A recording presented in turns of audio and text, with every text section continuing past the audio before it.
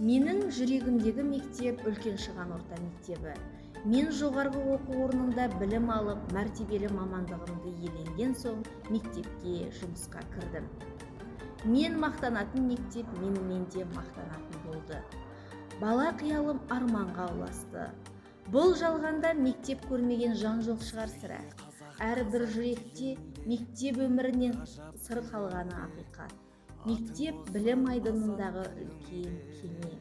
Сол кемеде әр адам 11 жыл балалық дәуренін өткізеді. Мен де солай.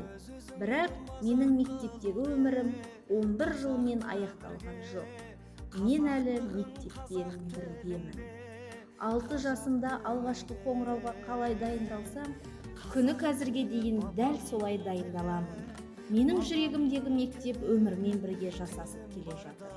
Мектепте тілеулестік бар, арман мен қиял бар, білім мен ілім бар, ізгілік пен мәдениет бар, сыйластық пен қамқорлық бар, жылулық пен бақыт бар.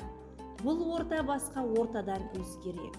Бұрын мектебім мен үшін жауапты болса, мен қазіргі таңда мектебім үшін жауаптымын. Өмір заңы. Бауыржан Момышұлы: ұстаздық ұлы құрмет, себебі ұрпақтарды ұстаз тәрбиелейді.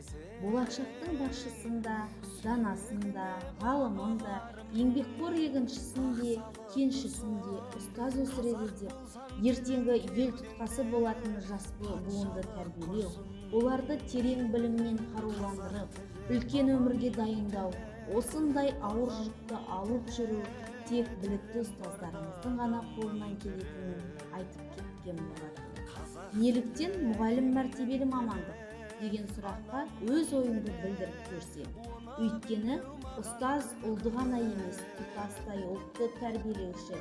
Бір арып үйреткен ұстазыңа 40 жыл тағзым ет деген нақыл сөздің өзі де қай қоғамда болмасын мұғалім мәртебесінің қаншалықты зор екендігін айқын дәлелі. Себебі мұғалім басты тұлға.